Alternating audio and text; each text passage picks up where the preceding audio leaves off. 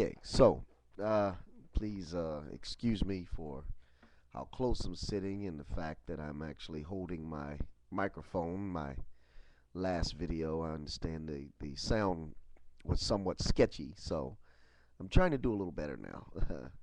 uh, trust, uh, trust me, I will, as time goes on, get a little more sophisticated recording equipment. This is a little bit new to me, as I said in an earlier video.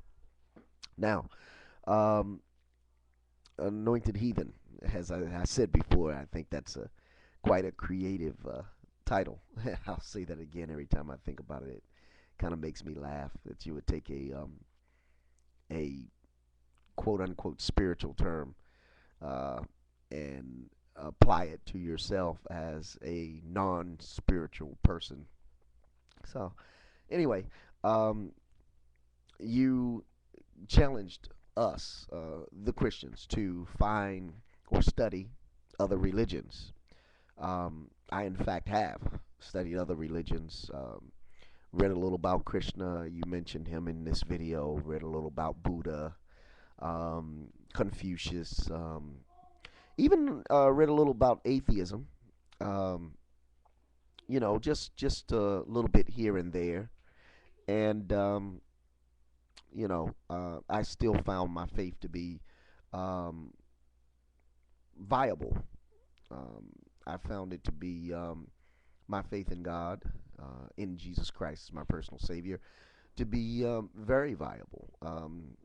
Uh, in comparison to atheism, for me, there is no comparison.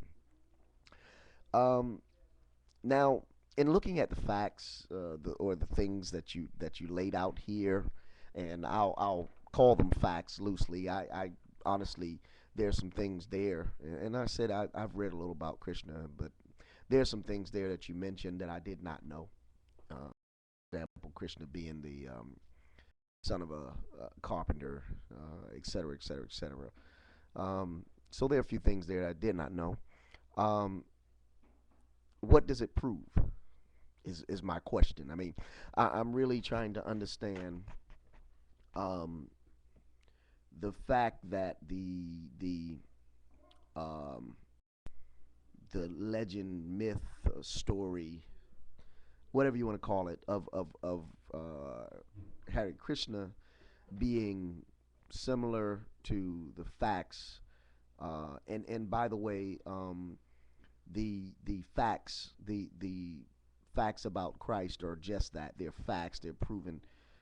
They're historical documents, other than the Bible, that support the facts that were laid out about Christ, his lineage, and so on and so forth. You can check that out. Uh, Go to Bible.com. You always reference a few websites, so I'll say Bible.com, and there are a few other websites that you can check that out.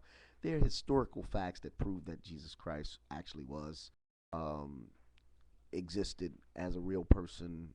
That he did heal and teach in the synagogues and those types of things. Beside the point, just thought I'd mention.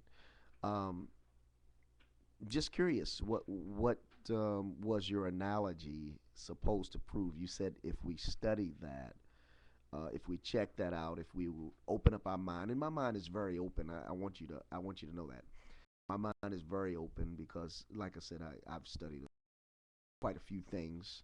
Not the not the brightest lamp bulb in the lamp, but I think I could match which with the best of them. So tell me what exactly that was supposed to prove. I just don't. I don't. That's number one. And number two, the fact that even if there were similarities between Krishna and Christ, um, how is that supposed to differentiate my faith? So those are my questions.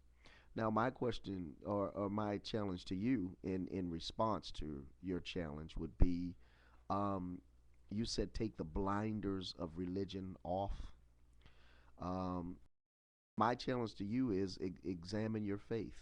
You know, consider for a moment that God is real. Not in your watered down, washed out sense of religion, because faith was not something that you had. Obviously, what you had was religion, not in a religious way, but examine from an aspect of faith, and truly consider that God is real.